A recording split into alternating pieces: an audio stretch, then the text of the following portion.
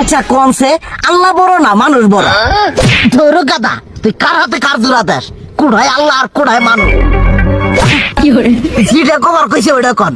আল্লাহ বড় না মানুষ বড়? আল্লাহই তো বড়। আল্লাহ বড়, তাহলে আল্লাহর কথা না হইনা মানুষের কথা শুনেন কে? তুই কি কইতাছস? কি এর আল্লাহর কথা মানে না মানুষের কথা মানে? হ্যাঁ, কি আর মানুষের কথা শুনেন তাই না? আমনে যে ওইদিনকে ডায়াবেটিসের রোগ নিয়ে যে হাসপাতালে গেলেন, ডাক্তার আপনার কত কিছু খাবার না করলো, সব কিছু না খাই এখন চলতেছেন। তাহলে আল্লাহ যে আপনারে কইছে যে হারাম খাবার না, সুদ খাবার না, কই আপনি তো কাম কাজ বাদ দিয়ে এলাকার মধ্যে টাকা পয়সা না গায়ে খালি ওইলে দিয়েই খান। নিজেরা টিয়াও হালাল ভাবে কামাই করেন না, ওই সুদ তো না কয়টা টিয়া করে লাভ আহে ওইলে দিয়ে দিয়ে চলেন আর পেটা বড় বানাইছেন। শুনেন একটা কথা কই, হারামের কোনোদিন আরাম নাই।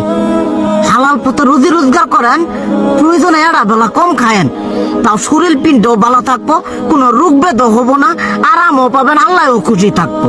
তুই আমার এইভাবে বুঝাবি আগে কইলি না কে?